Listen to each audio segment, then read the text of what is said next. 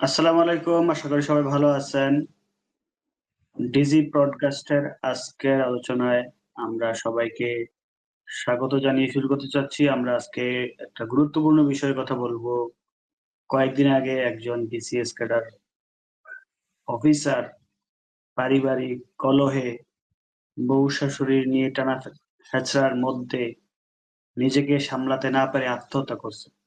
এটা কিন্তু একটা ঘটনা না, আমরা সেটার ঘটনার কথা বললাম। এরকম অনেক বিষয় আছে।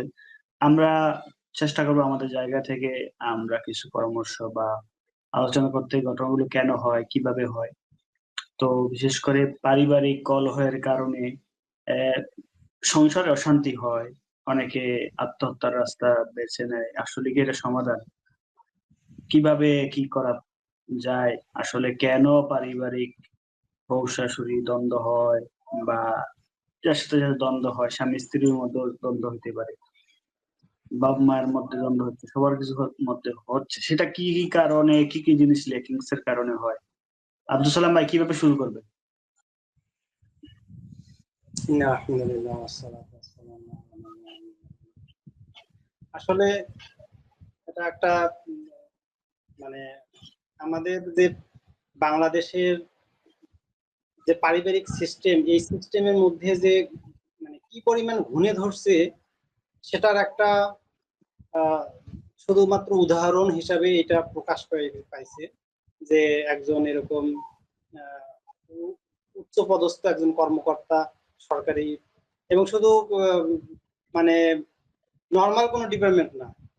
যে ডিপার্টমেন্ট জনগণকে শাসন করার মতো ডিপার্টমেন্ট একটা পুলিশ সেক্টর, সেই সেক্টরের একজন ঊর্ধ্বতন কর্মকর্তা হওয়া সত্ত্বেও পারিবারিক যে আসলে দ্বন্দ্বটা কতটা ভয়াবহ হতে পারে তার একটা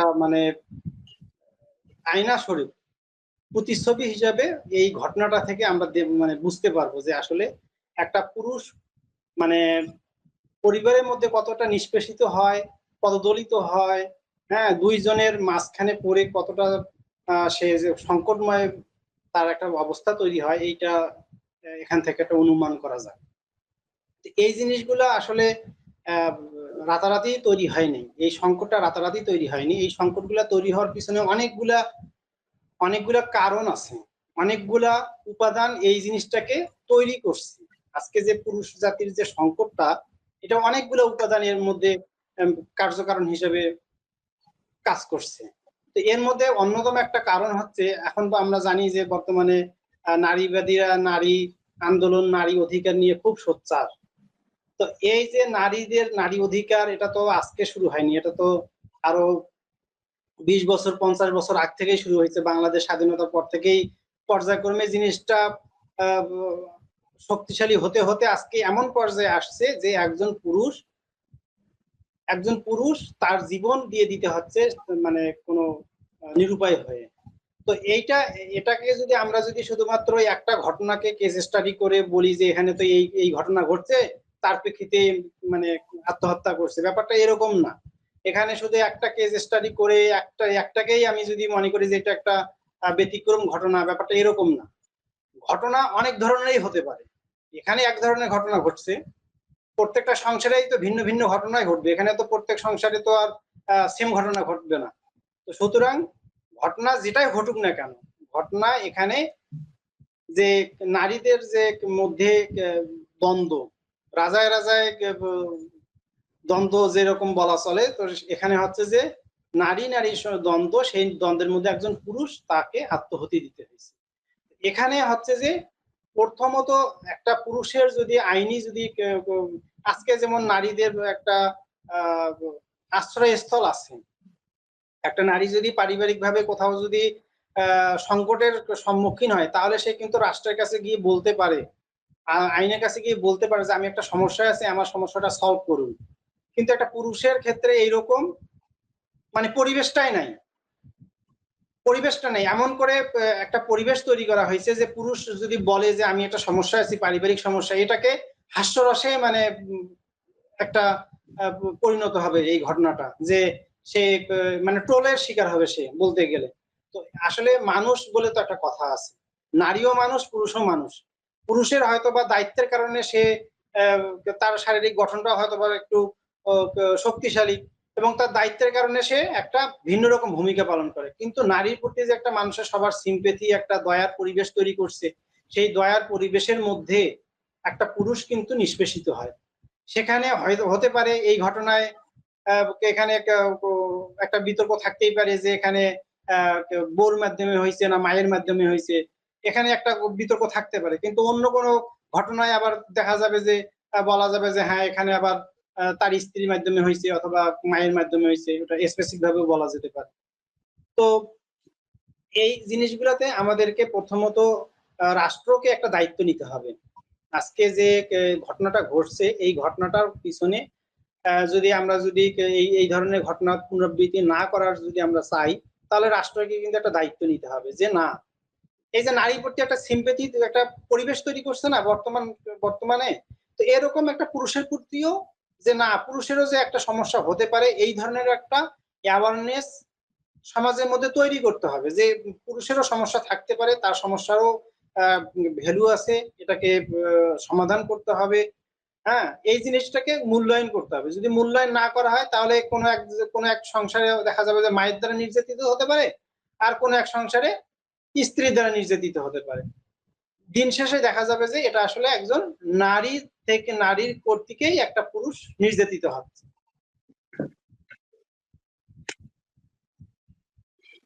তো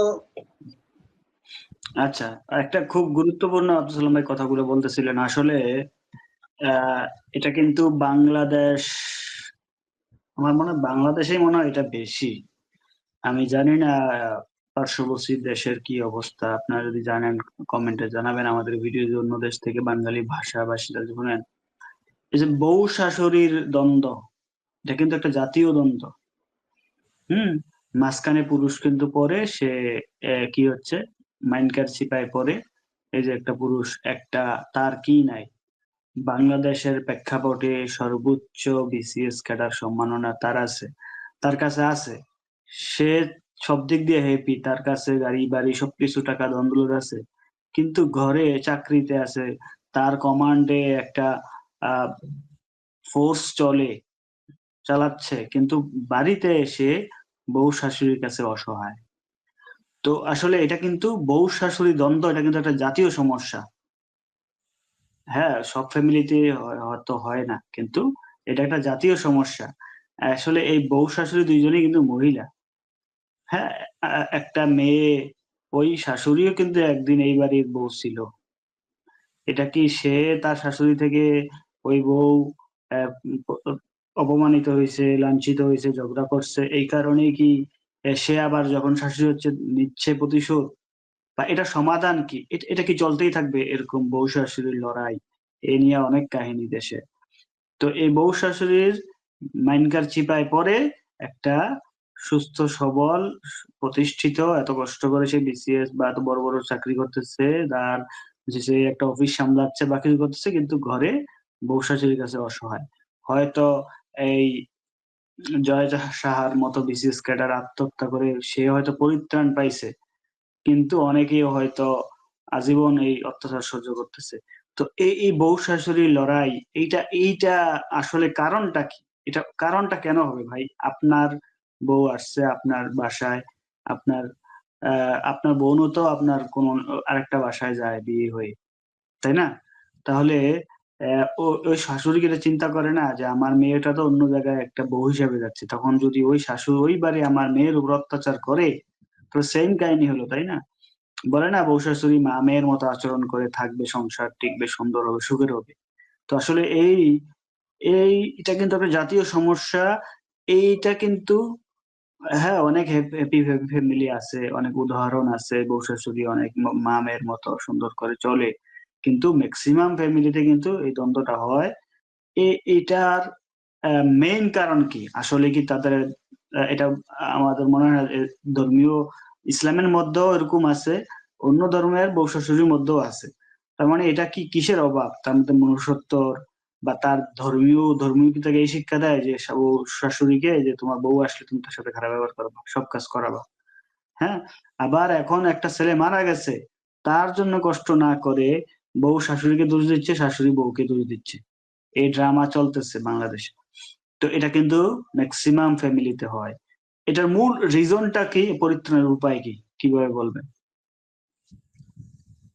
ওই যে একটা প্রবাদ আছে যে মানে চর্যাপদের একটা শ্লোক আছে, যেটা হয়তো বা এখন আমি সরাসরি বলতে পারবো না।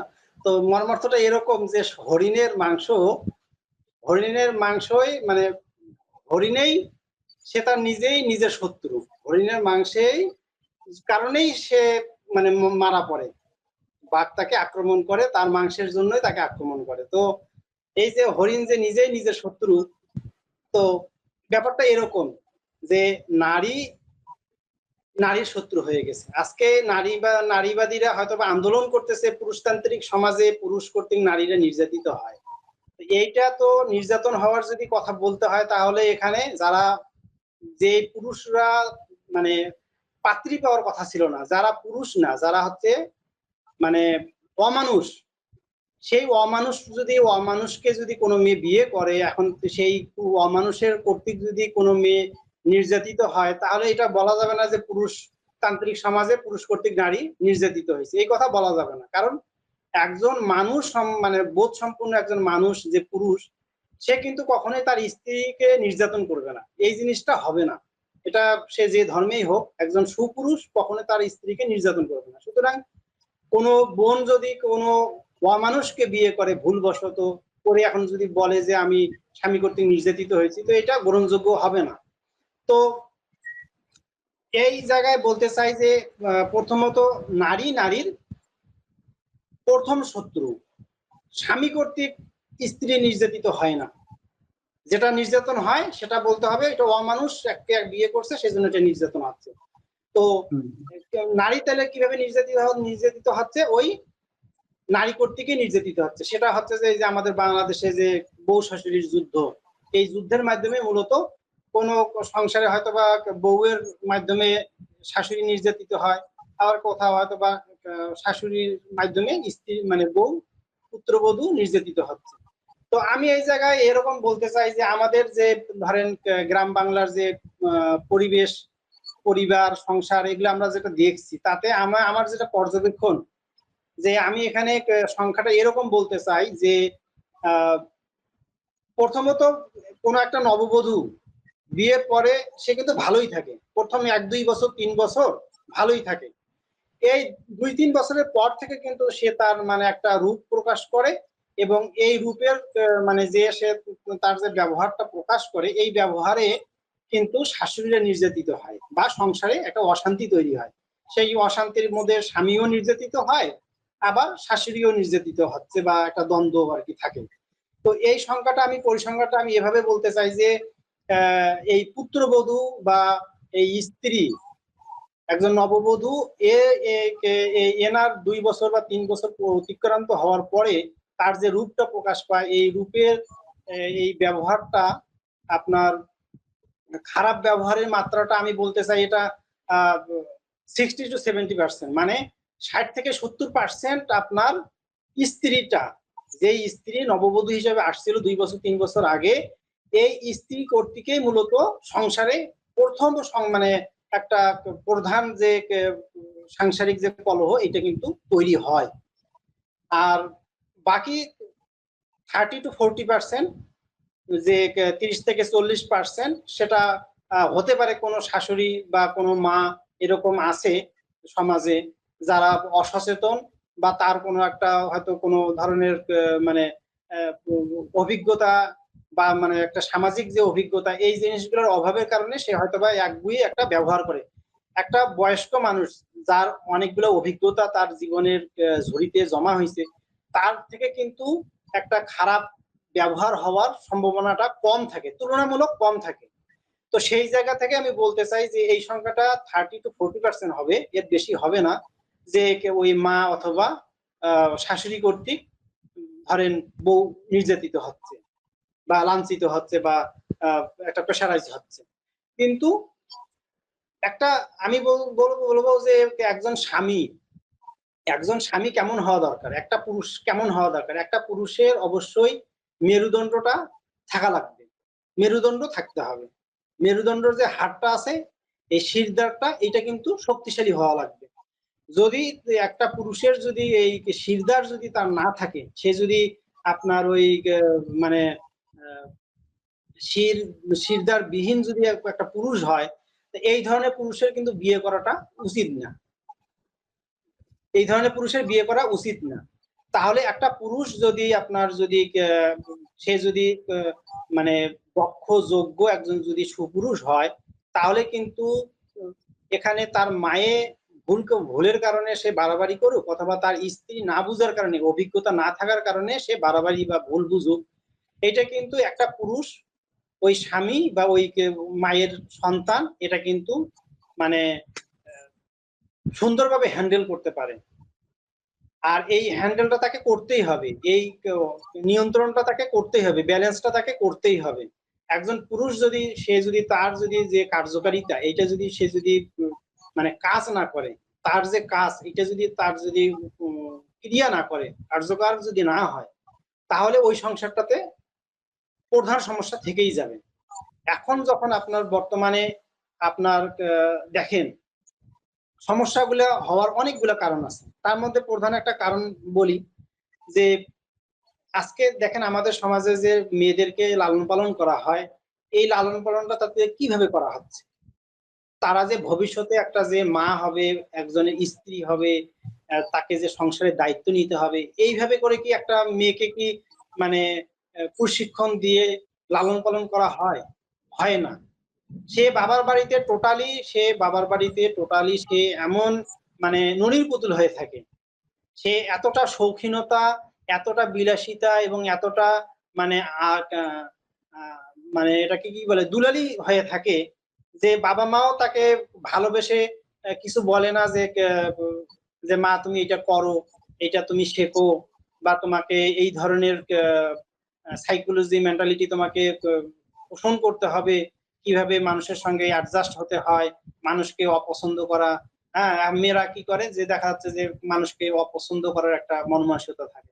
তো এই যে মানুষকে যে না মানুষের প্রতি শ্রদ্ধাশীল হতে হবে, মানুষের প্রতি সহনশীল হতে হবে, তো এই জিনিসগুলা যদি আমি যদি আমার সন্তানকে না শিখাই, তাকে যদি আমি দুলালি করে যদি রাখি, তাকে যদি কোনো কাজের উপযুক্ততা যদি তাকে আমি না করি, তাহলে এই মেয়েটা যখন এই তার গ্রাজুয়েশন হয়তো শেষ হলো, তাকে বিয়ে দিলেন, কোনো একদিনে তাকে বিয়ে দিলেন, আর সে বিয়ে দেওয়ার পরে সে শ্বশুর বাড়িতে কি হলো, দেখা গেল যে আপনার মানুষের এক এক পরিবারে এক এক ধরনের পরিবেশ থাকে। দেখা যাচ্ছে যে কোনো পরিবারে গ্রামের একটা পরিবেশ, সেখানে অনেক গ্রামের অনেক কাজ থাকে সংসারের মধ্যে। দেখা যাচ্ছে যে একটা নববধূ, সে হয়তো একদিন দুই দিন একটা আনুষ্ঠানিকতা থাকে, আত্মীয়তার যাওয়া আসা থাকে, এরপরে দেখা যাচ্ছে যে ওখানে তাকে কাজে ইনভলভ হয়ে যেতে হয়। তখন কিন্তু এটা তার জন্য পুরো একটা মানে পাহাড় সম তার মনে হবে যে আমার কাঁধে একটা পাহাড় উঠাই দেওয়া হলো। এই ভার তো সে বহন করতে পারবে না, কারণ সে তো বাবার বাড়িতে এইভাবে সে এই জিনিসগুলো ফেস করে আসেনি। তো এইটা একটা কিন্তু কারণ, এটা একটা মানে প্রধান কারণ যে আমি আমি আমার সন্তান মেয়েকে সংসার উপযোগী করে আমি তাকে লালন পালন করতেছি না। না করার কারণে তার যে একটা অভিজ্ঞতার অভাব, তার যে একটা সহনশীল কাজের প্রতি তার যে দৃষ্টিভঙ্গি, সাইকোলজি, সহনশীলতা, এগুলো তার যে তৈরি হয়নি। এরপরে কি হয়েছে, সংসার জীবনে গিয়ে অনেক বড় একটা কাজ, সেটা অনেক বড় হতে পারে, আবার ছোট কাজও হতে পারে। এখন তো ধরেন সংসারগুলো ছোট ছোট, প্রত্যেকটা বাবা মার সন্তানও এক দুইজন, দুইজন তিনজন, সর্বোচ্চ তিনজনের মধ্যে থাকে গড়। তো গড়ে যদি তিনজন হয় সন্তান, তো দেখা যাচ্ছে যে এই তিনজনের একটা সংসারে তেমন একটা কিন্তু কাজ থাকে না। তো এই এই অল্প কাজের মধ্যেও কিন্তু ওই যে একটা অনভিজ্ঞ ওই মেয়ে যে যার কাজের অভিজ্ঞতা নাই, তার কাছে কিন্তু একটা ছোট কাজও অনেকটা পেশার মনে হবে। তো পেশার মনে হওয়ার কারণে সে এটা পেশার মনে করতেছে, আবার মানে তার কাজের অভ্যস্ততা নাই, এটা একটা তার পেইন। আবার সে যখন কাজের সম্মুখীন হচ্ছে, এইটা তার কাছে একটা পাহাড় হয়ে যাচ্ছে। উপরন্তু যদি তাকে যদি বলা যায় যে তুমি কাজটা এইভাবে করো বা ওইভাবে করো, দেখা যাচ্ছে যে তার কাছে এই কথাটা বলাটা পছন্দ হয়নি, সে এইভাবে করে পছন্দ হয়নি, সে এটা হয়তো এক দুই বছর এটাকে হজম করতেছে, কিন্তু ওই ২ বছর ৩ বছর পরে কিন্তু এটা সে একটা বিস্ফোরণ ঘটায়। অথচ এটা কিন্তু ওইভাবে রিয়াক্ট না করলেও চলতো। এটাকে আমি যদি মানে একটা উদারতার দিক থেকে দেখতাম, তাহলে হয়তোবা আমি এই জিনিসটাকে অন্যভাবে মানে ম্যানেজ করতে পারতাম। কিন্তু ওখানে মেয়েরা দেখা যায় যে একটা রিয়াক্ট দেখায়, একটা শক্তিশালী রিয়াক্ট দেখায়, স্বামীর সঙ্গে সমস্যা তৈরি করে দেয়। তো সমস্যাগুলো এভাবে শুরু হয়। তো একটা মেয়ের এখানে সমস্যা, একটা মেয়ের সমস্যা কিরকম হতে পারে এখানে সেটা বললাম। আর দ্বিতীয়ত হচ্ছে যে একটা পুরুষের কথা বললাম, যেটা হচ্ছে যে একটা পুরুষকে অবশ্যই একটা মেরুদণ্ডশীল একটা পুরুষ হতে হবে। যেই পুরুষ তার স্ত্রীর অদক্ষতা থাকুক অথবা মায়ের একটু বাড়াবাড়ি থাকুক, যেটাই হোক না কেন, একজন পুরুষ অবশ্যই সে উভয় কুলকে সে হ্যান্ডেল করবে, হ্যান্ডেল করেই সে তার সংসারকে একটা ব্যালেন্সপূর্ণ জায়গায় আনবে। আফসালাম ভাই, আপনার সাথে আমি আরো কিছু এড করতে চাই। আপনার গুরুত্বপূর্ণ কথাগুলো বলছেন যে আসলে হ্যাঁ, এটা খুবই গুরুত্বপূর্ণ বিষয়। একটা মেয়েকে, যেহেতু একটা মেয়ে মেয়ে হিসেবে জন্ম নিছে, তাকে বিয়েতে অন্যের কনে সেজে বউ হয়ে অন্য বাড়িতে যেতেই হবে। সেই শিক্ষাগুলা আমরা মেয়ের অভিভাবকদের দেওয়া উচিত। এখানে কিন্তু আহ এখানে কিন্তু যে মেয়েটা যখন বিয়ে হয়, স্বামীর বাড়িতে যায়, ওইখানে নতুন একটা সংসার থাকে, অনেক কিছু এখানে থাকে। অনেক মেয়ে রান্নাও করে না বিয়ের আগে। হঠাৎ গিয়ে রান্না করবে, কিভাবে ছোট সংসারের কাজ করবে বা এটা জানে না। তো এটা উচিত আহ মেয়ের অভিভাবকদের একটা আগে থেকে এগুলো শিখিয়ে দেওয়া। ঠিক আছে? এখানে আপনাদের মাথায় রাখতে হবে, যখন মেয়েটাকে আপনারা উপযুক্ত করে দেন নাই একটা সংসার করার জন্য, এখানে কিন্তু মেয়েটার মা বাবাদের অনেক বড় দায়িত্ব আছে। এর আপনি বলছেন অনেক সময় এটা কিন্তু হয়তো মেয়ের বাবা থাকে না, বাসায় চাকরি করে বা বিদেশ থাকে, বাংলাদেশের অনেক মানুষ প্রবাসে থাকে। মেয়েটা তার মা যেভাবে শিক্ষা দিবে সেভাবে কিন্তু বড় হচ্ছে। আবার কিন্তু ওই বাড়িতে যাওয়ার পরে এই মা যদি তাকে শিক্ষা দিয়ে দেয়, তোমার ওই বাড়িতে শাশুড়ি, শাশুড়িটা তোমার মা তুল্য, তাকে সেভাবে ট্রিট করবে, তাকে সেভাবে সম্মান করবে, একসাথে মিলেমিশে চলবে। ঝগড়া বা সংসারে কলহ, বিবাদ, বউ শাশুড়ির ঝগড়াটা কিন্তু বড় হয়, কিন্তু একটা দায় কিন্তু এই পাশেরও আছে। তারা কিন্তু এটা থামাইতে চায় না। তারা আরো উস্কিয়ে কি বলে কথা, আরো এটা আগুন জ্বালিয়ে দেয়, যে বলে যে হ্যাঁ, তুই তোর শাশুড়িকে এই করবি না, তুই শাশুড়িকে দেখবি না, তুই শাশুড়িকে কেন ইয়া করবি, তুই শাশুড়ির সাথে কেন থাকবি, শাশুড়ির সাথে এই করবি কেন, শাশুড়িকে খাওয়াবি কেন, রান্না করে দিবি কি জন্য, গরম পানি করে দিবি কি জন্য। এটা কিন্তু এই পক্ষ, মেয়েটার মা বাবা কিন্তু এই অনেক সময় এই ঝগড়া আরো আগুন ঢেলে দেয়। আরো এটা আহ বেশি হয় এদের পক্ষের কারণে। অনেক সময় ঝগড়ার কারণে কি হয়, মেয়েটার তালাকও হয়ে যায়, সংসারও হয়ে যায়। হ্যাঁ, কি হইতো, ওই পার্টি থেকে তো ওর শাশুড়ি তালাক দিয়ে দেওয়ার জন্য যেমন বলছে যে তালাক দিয়ে দাও, এই দিয়ে দাও, ছেলেকে চাপ দিচ্ছে। এখন এই পক্ষে যদি একটু একটু দুর্বল থাকে, তারা বলে হ্যাঁ ঠিক আছে, আমার মেয়েকে নিয়ে চলে আসবো, ঝগড়া শুরু করে দিল। মেয়েকে নিয়ে চলে আসলো, এসে আরেক জায়গায় বিয়ে দিল। মেয়েটা তো ওই পারিবারিক শিক্ষাটা শিখলো না, নতুন জায়গায় বিয়ে দিল। নতুন জায়গায়ও কিন্তু সে সেম ফেজ হবে, শাশুড়ি পাবে, সেম কাজ করতে হবে, সেখানেও ঠিক না। তাহলে কি আবার ওই মা, ওই বাপ, ওই মেয়ের বাপ মাকে আবার তালাক নিয়ে আসবে, আবার নিয়ে আসবে, আবার দাও আর অন্য জায়গায় বিয়ে, তখন তো আবার সেই সেম। কিন্তু প্রথমে যদি সে তাকে ওই পারিবারিক শিক্ষাটা দিত, এরকম ভাই আমার জানা অনেক গল্প আছে, একটা মেয়ের দুইটা তিনটা চারটাও বিয়ে হয়, ঠিক না?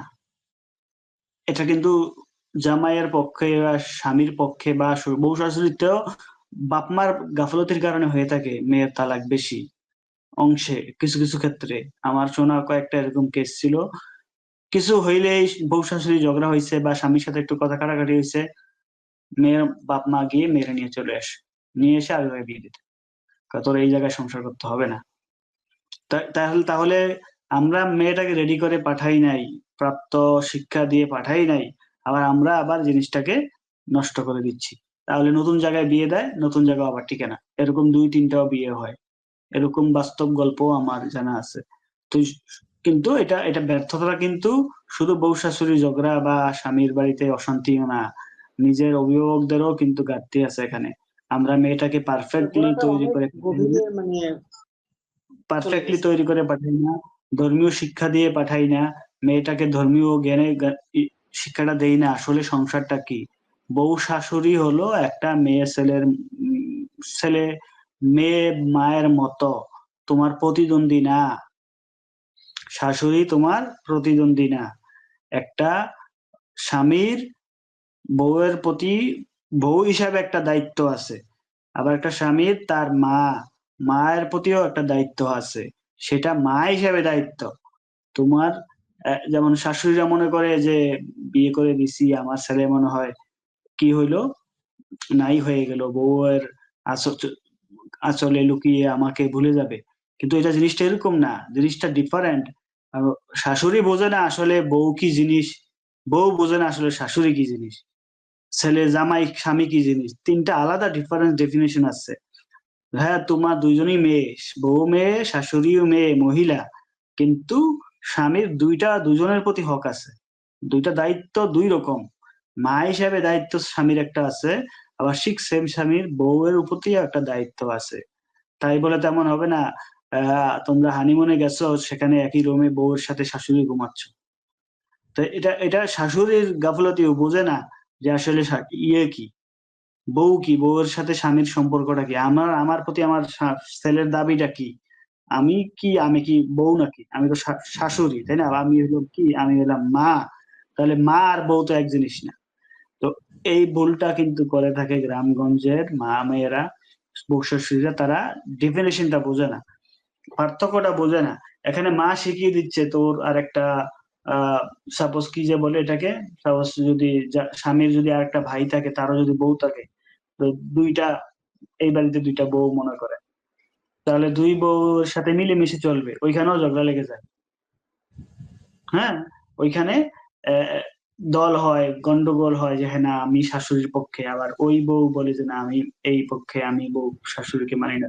দুইজন, একটা সাপোজ একটা বাসায় দুইজন ভাই আছে, আপনার যেমন দুই ভাই দুই বউ আছে, তো আপনার দুই বউ কি ঝগড়া করবে বা শাশুড়ির সাথে ঝগড়া করবে? আবার এরকম হয় যে শাশুড়ি হয়তো খারাপ, প্রথম বউর সাথে যখন বিয়ে হয়েছে তখন প্রথম বউকে অনেক জ্বালাইছে, সংসার করতে ঠিকঠাক মতো দেয় নাই, অনেক অত্যাচার করছে। পরে যখন ছোট বউ আসছে, ছোট ছেলে বিয়ে করছে, তখন ছোট বউর উপরে সব অত্যাচার শুরু হয়েছে, প্রথম বউ একটু মুক্তি পাইছে। এরকম কাহিনীও কিন্তু দেশে হয়।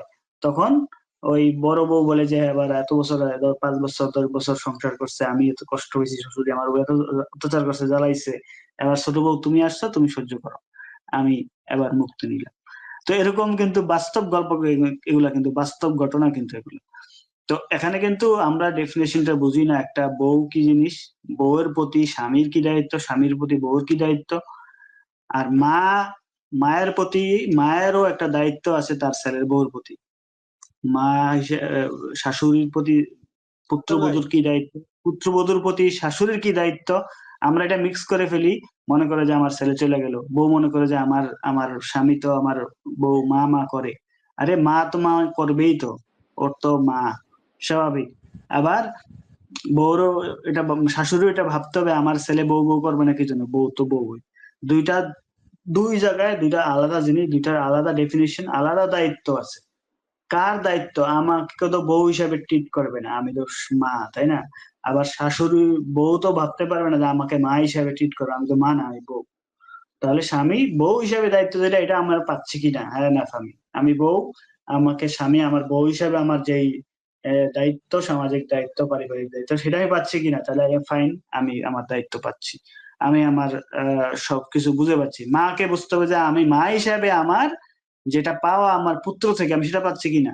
আপনার কি মনে হয়, আপনার কি মনে হয় যে আত্মহত্যা করছে সে তার মার দায়িত্ব পালন করে না মা হিসাবে? অবশ্যই দায়িত্ব পালন করছে। কিন্তু মা যদি চায় যে না আমার বউ হিসেবে বউর মতো আমাকে ট্রিট করো, তো এটা কি পসিবল নাকি? ওই কি বউর মতো মাকে দেখবে? এটা তো কখনো পসিবল না। মা হিসাবে আমাকে যতটুকু সম্মান দায়িত্ব আমার বোন পোষণ যত দরকার, এটা আমি মা হিসাবে পাচ্ছি কিনা, ইটস ফাইন।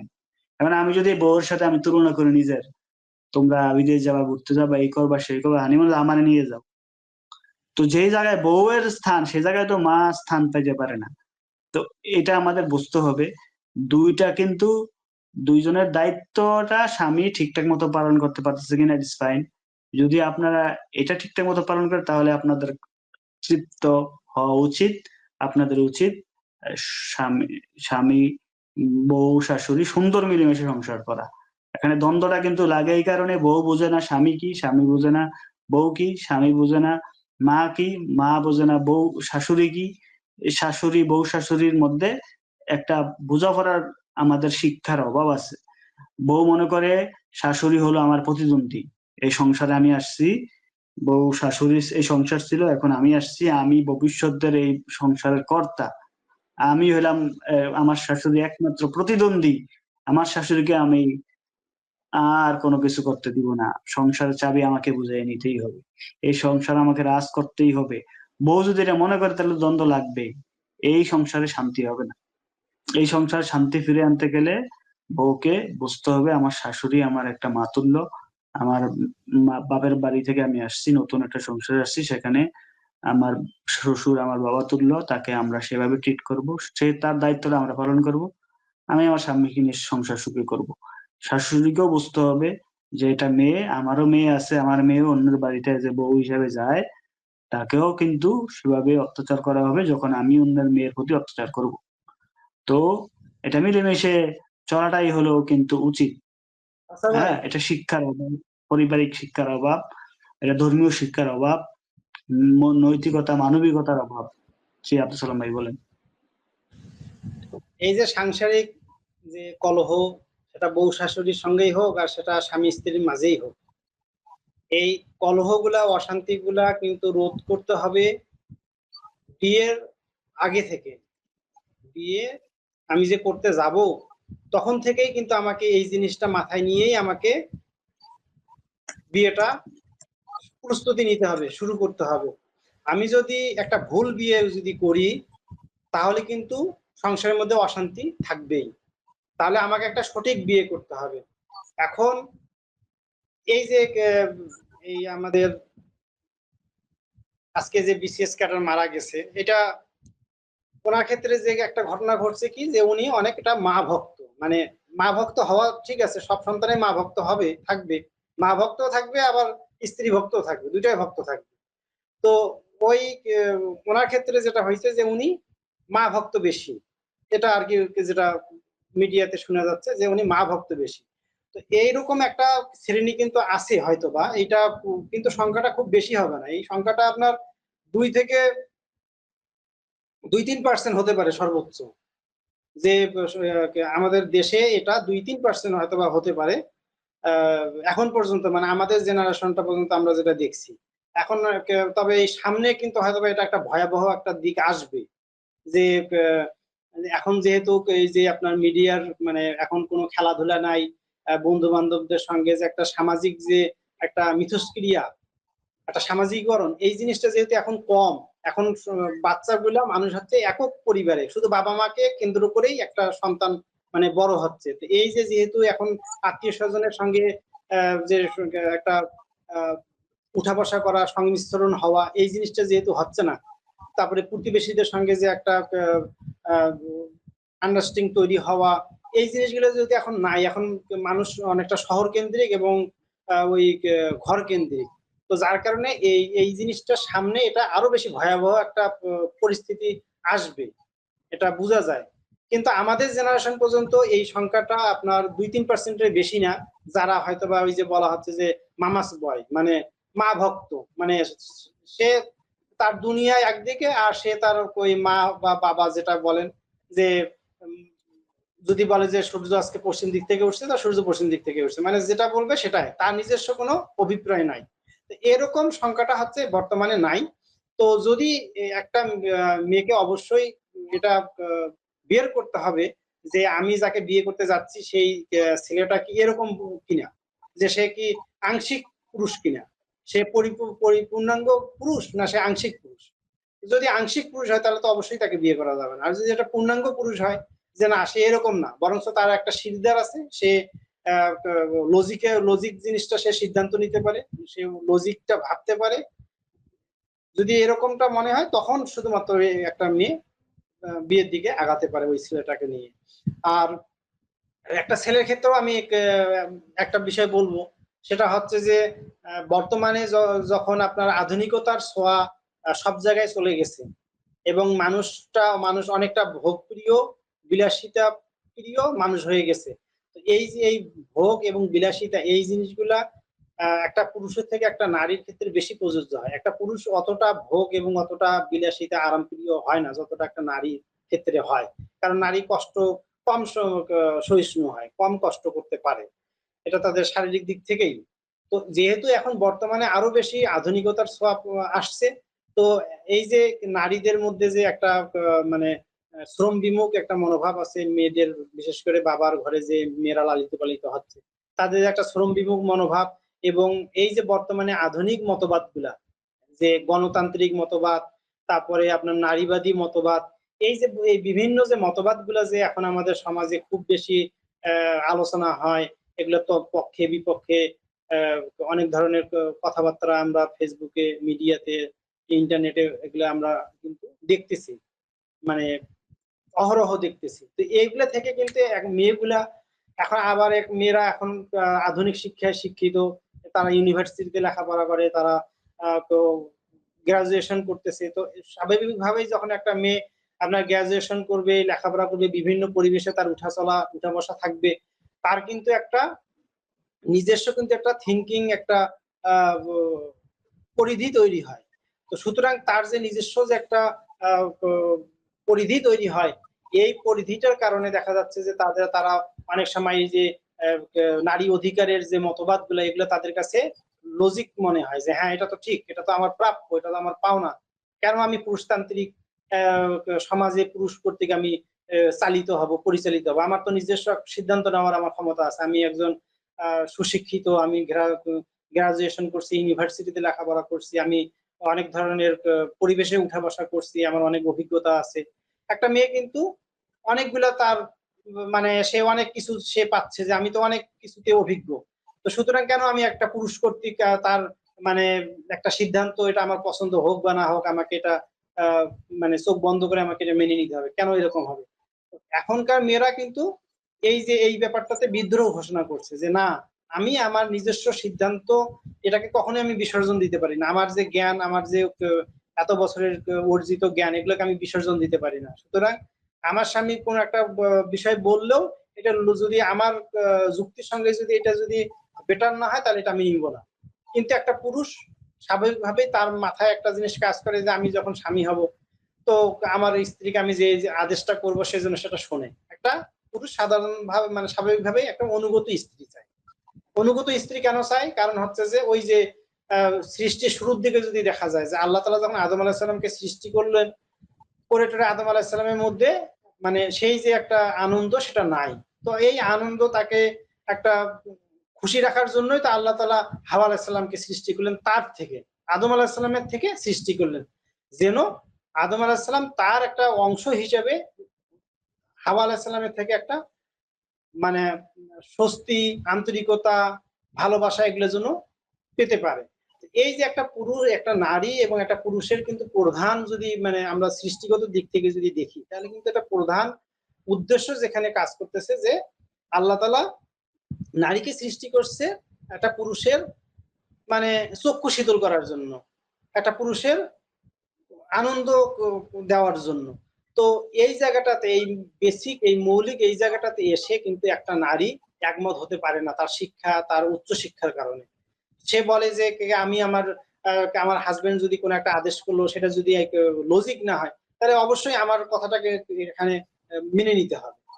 এইটা তো একটা পুরুষের দেখা যাচ্ছে যে আসলে আপনার আপনি এ আর বির মধ্যে আপনি কোনোটাকে একটাকে সঠিক একটাকে ভুল বলার কিছু নাই। সংসার জীবনে এখানে এমন কোনো ব্যাপার থাকে না যে এইটা ভুল আর এটা সঠিক, এরকম কোনো কিছু থাকে না। এখানে দেখা যাচ্ছে যে হয়তো এখন একটা বই, এখন একজন বলতেছে যে আমরা এখনই যাই, আরেকজন বলতেছে না আমরা 5 মিনিট পরে যাই, এই তো ব্যাপারটা এরকম। অথবা আর অন্য কোনো ব্যাপারে এরকম যে আজকে এইটা রান্না হবে, যে না আজকে এইটা রান্না না করে ওইটা রান্না করো। আজকে বাচ্চাটাকে আমরা কোথায় ভর্তি করবো, এটা এই স্কুলে করাই, এই স্কুলে না করে এই স্কুলে করাই, এই তো এরকম জাস্ট কিছু ব্যাপার নিয়ে মতবিরোধ। এই মতবিরোধ গুলোতে দেখা যাচ্ছে যে কোনো একটাকে আপনি সঠিক আর একটাকে বেঠিক বলার কিছু থাকে না। তো এই জন্যই আল্লাহ তালা এখানে একটা শৃঙ্খলা দিছে। শৃঙ্খলা দিছে এইরকম যে হাজবেন্ড যদি ইসলাম বিরোধী কোনো যদি আদেশ না করে, তাহলে একজন মানে সৎ স্ত্রী হিসেবে, ভালো স্ত্রী হিসেবে তাকে এই আদেশটা মেনে নিতে হবে, এটা যদিও তার পছন্দ হোক আর না হোক। এটা তার স্বার্থের পক্ষে হোক আর বিপক্ষেই হোক, এটা শরীয়ত বিরোধী যদি না হয়, আল্লাহর আদেশের, আল্লাহর আনুগত্যের বিরোধী যদি না হয়, তাহলে একটা স্ত্রী যেন তার স্বামীর আদেশটা মেনে নেয়। এটা হচ্ছে ইসলামের শিক্ষা। এখন স্বাভাবিকভাবে যেহেতু এখন আধুনিক মতবাদ গুলা মানে এগুলোর ব্যাপারে নারীরা খুবই অবহিত। হ্যাঁ, এটা খুবই অবহিত। সুতরাং একটা পুরুষ যখন, একটা ছেলে যখন বিয়ে করতে যাবে, তাকে বুঝতে আগে, তাকে আগে সমাজটাকে মেজারমেন্ট করতে হবে, ওজন করতে হবে, যে সমাজে আমি যে আমার আত্মীয় স্বজন গুলাকে দেখতেছি তারা কিভাবে সংসার করতেছে, তাদের সংসারগুলোতে কিরকম সমস্যা তারা সম্মুখীন হচ্ছে, তাদের সংসারগুলোতে স্বামী স্ত্রীর মধ্যে বন্ডিংটা কেমন, কে ওখানে কিরকম দ্বন্দ্বগুলো হয়, কার মাধ্যমে কেমন দ্বন্দ্ব হয়, এই জিনিসগুলো দেখে তো তার একটা অভিজ্ঞতা হয়েছে। এখান থেকে তাকে বুঝে নিতে হবে যে আসলে আমি মানুষটা কেমন, এক এক মানুষ এক এক রকম। সুতরাং আমি মানুষটা কেমন, আমি যদি এরকম হই যে না, আমাকে আমি যেটা বলি সেটা মোটামুটি শুনতে হবে, আমার কথাটা না শুনলে এটা আমি মানে পছন্দ করি না, যদি এরকম টাইপের মানে ছেলে হয়, তাহলে তাকে কিন্তু ভেবেচিন্তে মানে আগাতে হবে বিয়ের ক্ষেত্রে। আর যদি একটা ছেলে এরকম হয় যে না, যেটা লজিক সেটা সেটা আমার মত হোক আর সেটা আমার স্ত্রীর মত হোক, এটা আমার কোনো বিষয় না, আমি মেনে আমি মানে এটাকে মিউচুয়াল করেই চলবো, অ্যাডজাস্ট করেই চলবো। একটা ছেলে, এটা সাধারণত অ্যাডজাস্টের কথা আসে মেয়ের ক্ষেত্রে, ইসলামের ক্ষেত্রে মেয়ের ক্ষেত্রে আসে যে মেয়ে যেন সর্বদা স্বামীর সঙ্গে অ্যাডজাস্ট করে চলে। কিন্তু কোনো ছেলেও যদি বলে যে না আমি উদারমনা, আমার ক্ষেত্রে এই ধরনের কোনো মানে চাওয়া নাই যে আমার কথাই শুনতে হবে, এরকম কোনো আমার চাওয়া নেই, যদি এরকম কোনো ছেলে থাকে, আমি জানি না এরকম ছেলে আছে কিনা, তো যদি থাকে সমাজে, তাহলে সে তার কোনো সমস্যা নাই। এই আধুনিক শিক্ষায় শিক্ষিত আধুনিক ইউনিভার্সিটির মেয়ে যারা সমাজ সচেতন, তাদের ক্ষেত্রে বিয়ে করার ক্ষেত্রে খুব একটা টেনশনের কিছু নাই। কিন্তু যদি একটা ছেলে মানে কিছুটা ইসলাম ইসলাম সেন্টিমেন্টের হয়, তারপরে আপনার সে যদি বলে যে না আমার স্ত্রী যেন আমার অনুগত হয়, আমার কথা শুনে, তারপরে সংসারটাতে আমি একটা শৃঙ্খলার মধ্যে রাখতে চাই, তারপরে আমি এই আধুনিক যে বিষয়গুলো আছে এগুলোকে আমি খুব একটা সংসারের ক্ষেত্রে আমি পছন্দ করি না, এই যে নারীদের যে অধিকার এগুলাকে যদি আহ, সাধারণত এই নারী অধিকার এগুলোর ব্যাপারে কিন্তু ছেলেরা এগুলোতে কিন্তু একমত না। যদিও নারীরা বলতেছে যে হ্যাঁ, কিছু নারী আছে, সবাই না, কিছু নারী আছে যে বলতেছে যে মানে আধুনিক শিক্ষা শিক্ষিত বিশেষ করে যে নারীরা, তারা কিন্তু এগুলোকে লজিক্যাল মনে করতেছে। এই যে নারী সংস্কার কমিশনের যে প্রস্তাবনা গুলা, এগুলো কিন্তু এই যে ইউনিভার্সিটির যারা মেয়ে, সবাই না হলেও কিছু সংখ্যক আছে, অন্তপক্ষে 50% বলতে গেলে 50% মেয়ে আছে যারা এই নারী সংস্কার কমিশনের এই প্রস্তাবনা গুলাকে লজিক্যাল মনে করতেছে, না এটা ঠিক আছে। কিন্তু ইউনিভার্সিটি পর্যায়ে 50% মেয়ে যারা আবার ধর্মভীরু, তারা ধর্মীয় জ্ঞান আছে, আর আমাদের সমাজে যারা সাধারণ নারী এরা তো এটাকে মানে গ্রহণ করতেছে না, ঠিক আছে। কিন্তু একটা ছেলেকে বিয়ে করার ক্ষেত্রে অবশ্যই ভেবেচিন্তে বিয়ে করতে হবে, যে এই যে বর্তমান আধুনিক মতবাদে যে আমি যে মেয়েটার সঙ্গে বিয়ের চিন্তা করতেছি, এই মেয়েটা কি এই ধরনের মতবাদে সে প্রগতিশীল মতবাদে বিশ্বাসী কিনা, তার ভিতরে ইসলামিক যে অনুশাসন গুলো এগুলো কতটুকু তার মধ্যে আছে, এগুলা ভেবে চিন্তেই তাকে বিয়ের ক্ষেত্রে আগাতে হবে। এই ক্ষেত্রে এটা একটা সংসার কতটুকু শান্তিপূর্ণ হবে না অস্থিতিশীল হবে, এটা বিয়ের সময় এই জিনিসটা অনেকটা নির্ধারণ হয়ে যায়। যার কারণে বিয়ের ক্ষেত্রে অবশ্যই এইটা দেখে শুনে বিয়ে করতে হবে। একটা তেমনি ভাবে একটা মেয়েও যেমন দেখবে যে এটা ছেলেটা নিজস্ব সিদ্ধান্ত নেওয়ার মতো সক্ষম কিনা, এটা যেমন দেখবে, তেমনি আবার একটা ছেলে ধার্মিক কিনা, ইসলামিক কিনা, না আবার ওই ছেলেটা আমানতের খেয়ানতকারী। যে ছেলে আমানতের খেয়ানতকারী, যার মধ্যে আমানতদারিতা নেই, এ আবার স্ত্রীর কি আমানত রক্ষা করবে, এটা কিভাবে সম্ভব? সুতরাং একটা নারী আপনি অনেক মূল্যবান, আপনাকে বুঝতে হবে যে আপনি একটা ছেলের মতো, একটা ছেলের জীবন যে রাস্তায় ঘাটেও পার হয়ে যেতে পারে, যেখানে রাত হয়েছে সেখানে সে এটা ট্রেনের প্ল্যাটফর্মেও সে রাত যাপন করতে পারে। কিন্তু একটা নারীর ক্ষেত্রে এটা অবশ্যই আমরা এটা চাবো না যে একটা নারী যেখানে সেখানে রাত যাপন করে, তার একটা নিরাপদ একটা আশ্রয়স্থল থাকবে, আবাসস্থল থাকবে। তো এই আবাসস্থলটা তো এমনি এমনি হবে না। একটা ওই বাড়ির যদি একটা পুরুষ কর্তা বা একটা স্বামী যদি আমানতদার না হয়, ইনসাফকারী যদি না হয়, তাহলে ওই নারীর গৃহটা কিভাবে নিরাপদ হতে পারে? সুতরাং একটা নারীকে অবশ্যই ভেবেচিন্তে বিয়ে করতে হবে। তেমনি ভাবে একটা ছেলেকেও এই জিনিসটা ভালো করে দেখে নিতে হবে বর্তমান সময়ে বিয়ে করার ক্ষেত্রে, যে এই মেয়েটা বর্তমান প্রগতিশীল যে নারী চেতনা আছে এইটাতে সে বিশ্বাসী কিনা। যদি হয় তাহলে এই সংসার কোনোভাবেই আপনার আহ, মানে স্থিতিশীল হবে না, শান্তিপূর্ণ হবে না। আর একটা সংসার টিকে থাকে একটা নারীর ত্যাগের উপরে। একটা সংসারে যে পরিমাণ পরিশ্রম, যদিও বলা হয় যে একটা পুরুষ অনেক পরিশ্রম করে বাইরে অর্থ উপার্জন করতে গিয়ে, কিন্তু আমি একই সাথে এই কথাও বলবো যে একটা সংসার টিকে থাকার পিছনে একটা নারীর যে শ্রম, এই শ্রমটা কিন্তু একটা পুরুষ কোনোভাবেই দিতে পারবে না। হ্যাঁ, আসলে এভাবে আল্লাহ সৃষ্টি করছে, একটা পুরুষ একটা সংসারে কোনোভাবেই নারীর মতো ভূমিকা পালন করতে পারবে না, এটা সম্ভব না। হ্যাঁ, তো সেই দিক থেকে আমি মনে করি যে সংসারটা অনেক শ্রমের একটা জায়গা। এই যে এতটা শ্রমের জায়গায় একটা মেয়ে কেন আপনার সব পরিশ্রম করতে যাবে বলেন? যদি তার মধ্যে বিলাসিতা থাকে, তার মধ্যে ভোগবাদিতা থাকে, তার মধ্যে যদি নারী প্রগতিশীল চেতনা যদি থাকে, তাহলে সে কেন সংসারের মধ্যে এই ধরনের একটা অমানবিক পরিশ্রম করতে যাবে? সে তো এটাকে ভাববে যে এটা আমার প্রতি জুলুম করা হচ্ছে। তখন সে স্বামীর সঙ্গে সে সংসারের কাজটা থেকে সে প্রেশারাইজ মনে করবে, করে স্বামীর সঙ্গে দেখা যাচ্ছে যে দুইটা বিষয়ে সে ঝগড়া শুরু করে দিল, দিয়ে এটি এক পর্যায়ে দেখা যাবে যে ব্যাপারটা এরকম হবে, যেহেতু নারীদের পক্ষে আইন আদালত বলবে যে এখানে আমাকে স্বামী আমাকে নির্যাতন করছে।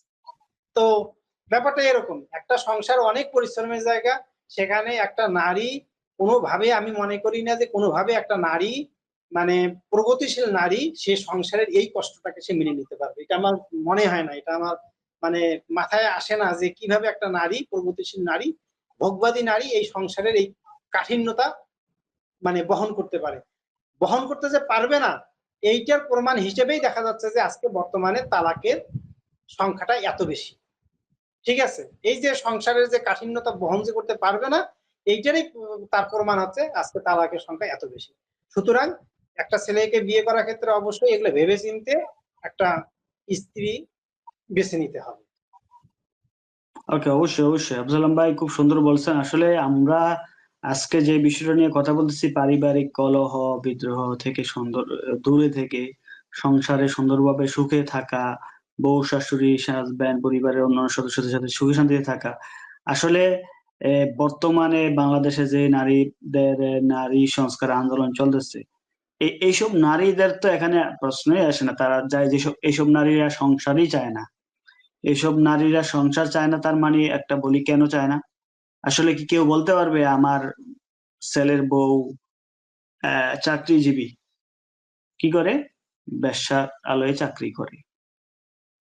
তাহলে যারা ওই পতিতাকে লাইসেন্স দিতে চায় তারা কি সংসারী কোনোদিন? অবশ্যই না। তাহলে এটা তো বলাই যাবে না সংসার সমাজে ওই ওই যেই লাইসেন্স চায় সে কি কোনোদিন সংসার তার মাথায় আছে? তো ওই নারী তো এই আজকের টপিকে আমাদেরই আসে না।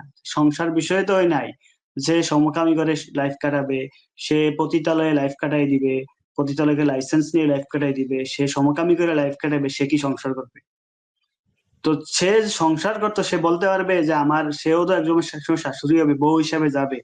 তারে বাংলাদেশের কোন সমাজ অ্যাকসেপ্ট করবে যে আমার পরিবারের পুত্রবধূ চাকরি করে? কি চাকরি করে? পতিতালয়ের সুপারভাইজার। তো মনে করেন এটা সম্ভব? হ্যাঁ, এটা বাংলাদেশ প্রেক্ষাপটে মেনে নিবে? হ্যাঁ, পতিতালয়ে ঘুরবে না। হ্যাঁ, হ্যাঁ, তো মেনে নিবে? তো এটা যে এরা নিজেরাই নিজেদেরকে কোথায় নিয়ে যাচ্ছে? রাস্তা দিয়ে হাইটা যাবে, তখন বলবে যে এই যে এই বাড়ির করিমউদ্দিনের রহিমউদ্দিনের পুত্রবধূ ওই পতিতালয়ে চাকরি করে, যাচ্ছে চাকরিতে যাচ্ছে রিক্সা দিয়া, ডিউটি টাইম শুরু হয়েছে। তো এইটা ওই নিজে অ্যাকসেপ্ট করতে পারবে? তো তারা তো, যারা এসব কথা বলে তাদের তো সংসার করার মান মানসিকতাই নাই। তারা আজীবন পতিতালয় থেকে কেটে দিবে বা সমকামী করে মেয়েদের সাথে থেকেই কাটাই দিবে। তাদের তো যেসব রাস্তায় নেমে তারা এখন এই দাবি চাচ্ছে, নারী সংস্কারের যে অবৈধ দাবিগুলা নিয়ে তারা কথা বলছে, তারা তো আমাদের আজকের আলোচনার মধ্যেই পারে না, কারণ তারা তো সংসারই করবে না। যারা সংসার করবে, যারা নমনীয়, আহ, তারা হিন্দু হোক, বৌদ্ধ হোক, মুসলিম হোক, যেটা হোক, তারা সংসারকে বোঝে, পারিবারিক শৃঙ্খলাকে সম্মান জানায়। তারা সুশৃঙ্খল পরিবার থেকে উঠে আসছে। তারা একটা পারিবারিক বৈবাহিক বন্ধনে আবদ্ধ হবে, অবশ্যই মাথায় রাখতে হবে আপনাদের বউ শাশুড়ির ঝগড়ায় বা স্বামী হাজবেন্ড ওয়াইফের ঝগড়ায় যেন সংসার না ভেঙে যায়। একটা বিসিএস ক্যাডারের মতো একটা বাংলাদেশের সম্পদ মেধা যেন অকালে আত্মহত্যা না করতে হয়, তাই না? আত্মহত্যা যদিও হায়াত নাই মারা গেছে ঠিক আছে, কিন্তু আত্মহত্যা করার মতো একটা জঘন্য পথ যেন বেছে না নিতে হয়। আমাদের কথা তাদের জন্যই, যারা বিয়ে করবে না সংসার করবে না তাদের তো অন্য হিসাব। তো আমরা চাই পারিবারিক কলহ দূর হোক, সংসার সুন্দর হোক, শান্তির হোক, যার যার ধর্মীয় বিধান অনুযায়ী সুশৃঙ্খলভাবে সুন্দরভাবে সংসার চলুক, সংসার সুন্দর হবে, সুখের হবে। একটি বাংলাদেশ সামাজিক জীব, আমরা সামাজিকভাবে বসবাস করি, তাই না? তো এই সামাজিকভাবে বসবাস করি, সামাজিকভাবে যেসব জিনিসগুলো কর্মকাণ্ডগুলো অ্যাকসেপ্ট না, সেই নারীদের তো সংসারের সাথেও জড়িত না, এদের জগতই আলাদা, এদের ইয়েও আলাদা। গুটি কয়েক মানুষ আন্দোলন করলে আমাদের সমাজ ব্যবস্থা ভেঙে যাবে, সেইটা তো আমরা অ্যাকসেপ্ট করি না, সেটা আমরা বাদ দিলাম। সেসব নারীর কথাও বাদ। যারা আমরা সামাজিক জীব, যারা আমরা বাঙালি, মুসলিম বা যেকোনো ধর্মেরই হোক, যারা আমরা বাঙালি আমরা সমাজ করতাম, আমরা মানুষ সামাজিক জীব, তাই না? মানুষ সামাজিক জীব। তো আমরা সমাজবদ্ধভাবে বসবাস করি, সেখানে ভাই থাকে, মা থাকে, বউ থাকে, স্বামী থাকে, হাজবেন্ড থাকে, বোন থাকে, সবাই থাকে। বউ শাশুড়ি হাজবেন্ড একটা পরিবার মিলে সবাই বসবাস করবে, সুখ শান্তি হবে। আপনারা মেয়েরা মাথায় রাখবেন, আপনি বউ হন, আপনি শাশুড়ি হন, মহিলা, আপনি মাথায় রাখবেন আপনার জন্য যেন পরিবারের একটা বড় কর্তা, ছেলে, হাজবেন্ড, পুরুষ, সেজন্য এতটাই চাপে না পড়ে ভবিষ্যতে যেন জয় শাহর মতো কেউ আত্মহত্যা না করে। সেটা আপনাদের দায়িত্ব। আপনারা তার মাথার চাপকে রিল্যাক্স করবেন, মিলেমিশে চলবেন, একজন একজনের দুঃখ কষ্ট ভাগ করে নিবেন। তাহলে সংসার সুখের হবে, আমাদের দেশ সুখের হবে, শান্তির হবে, সবকিছু সুন্দর হবে। আব্দুল সালাম ভাই, শেষ করার আগে কি বলবেন? আমি আরেকটা পয়েন্ট বলতে চাই একটু ছোট করে, সেটা হচ্ছে যে এই যে সংসারে যে চূড়ান্ত অশান্তি, এই যে আত্মহত্যার মতো যে কথা, মানে আত্মহত্যা হোক অথবা হত্যাকাণ্ড হোক, যেটাই হোক না কেন, মানে একজন আরেকজনকে হত্যাই করুক অথবা নিজেই নিজেকে হত্যা করুক, যেটাই হোক না কেন, এই পর্যায়ে কিন্তু যাওয়ার কথা ছিল না। একটা সংসার অথবা যে কলহ শুরু হয়েছে সেটা একটা ভুল বিয়ে ছিল, যার কারণেই মানে মিসম্যাচ জিনিসটা, যে এখানে যে একটা মানে উপযুক্ত যে মিলন সেটা হয়নি বিধায় এখানে একটা দ্বন্দ্ব তৈরি হয়েছে। তো এই দ্বন্দ্বটা কিন্তু কারেকশন করার বা প্রতিকার করার কিন্তু একটা ইসলামে একটা এর সিস্টেম দেওয়া আছে। একটা যখন সংসারটা বসবাসের অনুপযোগী হয়ে যায়, এখানে এই সংসারের মধ্যে আর কোনো কল্যাণ থাকে না, তখন কিন্তু আল্লাহ তাআলা একটা বিধান দিছে, যে তালাকের মতো একটা বিধান দিছে। যদিও বর্তমান সমাজে তালাকের পরিমাণ আমরা বেশি বলি, এবং সেই বেশি বলাটাকে আমরা এটাকে ভালো হিসাবে দেখি না, ইসলামিক দিক থেকেও আমরা এটাকে ভালো দেখি না। এটা ঠিক আছে, মানে একদিক থেকে এটা ঠিক যে তালাকটা বেশি কেন হবে, এই কথাটা একদিক থেকে ঠিক, আবার আরেক দিক থেকে এটা আবার তালাক হওয়াটাও ঠিক আছে। কিরকম, যে যখন একটা বিয়ে বসবাসের মানে একটা সংসার বসবাসের অনুপযোগী হয়ে যায়, তখন কিন্তু ওখানে আর তালাককে কোনোভাবেই অপছন্দ করা যাবে না, যে তালাক মানেই খারাপ কিছু, কেন আমি তালাক দিব। তো এই জিনিসটা ভাবা যাবে না। তালাকের ব্যাপারে যে একটা আমাদের যে এই যে নেগেটিভ যে একটা মানে মনোভাব, এটাও আবার পোষণ করা যাবে না। একটা ভালো বিয়ে, মানে একটা বিয়ে টিকানো সম্ভব, সেটা যেমন তালাক যেন না হয়, এটা যেমন মানে চাইতে হবে, তেমনি একটা ভুল বিবাহ, একটা ভুল সংসার, যে সংসারের মধ্যে কোনো শান্তি নাই, যেই সংসারটা জীবনকে মানে হুমকির মুখে ফেলাইছে, এই ধরনের সংসারের ক্ষেত্রে আবার কোনোভাবেই তালাককে অপছন্দ করা যাবে না। তাহলে ইসলাম, আল্লাহ তাআলা কেন তালাকের বিধান দিল? বরঞ্চ ওই ধরনের সংসারের ক্ষেত্রে তালাকেই বরঞ্চ ফরজ, তালাকেই বরঞ্চ মানে অপরিহার্য। যেই জায়গায় জীবন আমার হুমকির মুখে, যে সেটা আমি নিজেই আত্মহত্যা করার মাধ্যমে হোক অথবা আমি অপরকে হত্যা করার মাধ্যমে হোক না কেন, যদি সংসারটা এইরকম পর্যায়ে যায়, তাহলে তো সেখানে বরঞ্চ ওই সংসারটাই হারাম হবে, বরঞ্চ ওখানে তালাকটাই ফরজ হবে, তালাকেই একমাত্র সমাধান হবে। আল্লাহ তাআলা বলতেছে যে যখন সংসারের মধ্যে একটা অশান্তি তৈরি হবে, তখন দুই পক্ষের মধ্যে একটা মীমাংসার জন্য একটা সালিশ বৈঠক বসবে। সেখানে যদি তাদের মধ্যে যদি মানে সংসার কন্টিনিউ করার মতো যদি কোনো ধরনের সম্ভাবনাই না থাকে, এখানে যদি কোনো কল্যাণ যদি নাই থাকে, তাহলে তারা যেন পরস্পরে বিচ্ছিন্ন হয়ে যায়, তালাক হয়ে যায়, এরকম কোরআনের আয়াতেই আছে। তো শুধু এবং তারা যখন পরস্পরের বিচ্ছেদ হয়ে যাবে, তালাক হয়ে যাবে, তখন আল্লাহ তাআলা দুইজনকেই, আল্লাহ তাআলার যে অনুগ্রহ আছে, এই অনুগ্রহের মাধ্যমে আল্লাহ তাআলা দুইজনকে আবার কি করবে, মানে স্বয়ং সম্পূর্ণ করে দিবে। ওই যে একে অপরের উপর যে নির্ভরশীল ছিল এতদিন একটা বিয়ের মাধ্যমে, সেখানে নারী যদি কোনো কিছু নাও করে থাকে, স্বামীর প্রতি ডিপেন্ডেন্ট যদি হয়ে থাকে, কিন্তু আল্লাহ যখন ওখানে কোনো কল্যাণ নাই, সুতরাং তালাক হয়ে যাচ্ছে, তো আল্লাহ তাআলা এখানে ওই নারী, স্ত্রী নারী হোক অথবা ওই পুরুষই হোক, ওদেরকে আল্লাহ তাআলা স্বয়ং সম্পূর্ণ করে দিবে যে তোমরা দুনিয়াতে বেঁচে থাকো। তো আল্লাহ তাআলা তো আসলে কারোর জন্য কাউকে ঠেকে দিবে না, এটা তো ঠেকে দেওয়ার কোনো বিষয় না। আল্লাহ তো রিজিক দেয়, স্বামী তো রিজিক দেয় না, স্ত্রী তো রিজিক দেয় না, আল্লাহ রিজিক দেয়। সুতরাং আল্লাহ তাআলা তার অনুগ্রহ দিয়ে ওই স্বামী স্ত্রীকে বিয়ের আগে যেমন খাওয়াইছে, বিয়ের পরে যেমন খাওয়াইছে, এই তালাকের পরেও আল্লাহ তাআলা তাদেরকে বাঁচায় রাখবে, দুনিয়া চালাবে। তো এই জন্য তালাকটাকে আবার এতটা অপছন্দ করা যাবে না, টেবু বানানো যাবে না, যে বিয়েটা আমার কন্টিনিউ করা সম্ভব না, সংসারটাকে কন্টিনিউ করা সম্ভব না, সেই সংসারটাও আমাকে চালাতে হবে। আর চালাতে গিয়ে পরে আমি দুর্ঘটনাবশত, অ্যাক্সিডেন্ট বশত আমরা কোন একটা ভুল করে ফেলবো, এরকম হওয়া অবশ্যই উচিত না। একটা সুস্থ সংসার মূলত এইরকম হবে যে একটা সংসারের মধ্যে একটা ভালো আন্ডারস্ট্যান্ডিং থাকবে, বুঝা পরামর্শ থাকবে এবং মিউচুয়ালিটির মধ্যে দিয়ে সংসারটা চলবে। যখন সংসারটার মধ্যে স্বামীরকে আনুগত্য করা হচ্ছে না, একটা স্ত্রী ভাবতেছে যে আমি এই স্বামীকে আনুগত্য করা আমার পক্ষে সম্ভব না, এরকম যদি হয়, একটা স্ত্রী যদি অনুভব করে যে এই স্বামী যেরকম মানে হেয়ালিপনা আছে, খামখেয়ালিপনা আছে, সে উদাসীন সংসারের প্রতি, সে সংসারের একবারে অযোগ্য একজন ব্যক্তি, একটা ভুল বিয়ে করে ফেলছি। তো যখন একটা স্ত্রী মনে করবে যে এই ধরনের স্বামীর আসলে আনুগত্য করা কোনো সুযোগ নাই, হ্যাঁ এই ধরনের ড্রাইভার হলে গাড়ি অ্যাক্সিডেন্ট হয়ে যাবে, তো ওই নারী তখন এখান থেকে ওই স্বামীর সঙ্গে তালাকের মাধ্যমে বিচ্ছিন্ন হয়ে যাবে। তেমনি ভাবে একটা স্বামীও যদি যখন দেখবে যে এই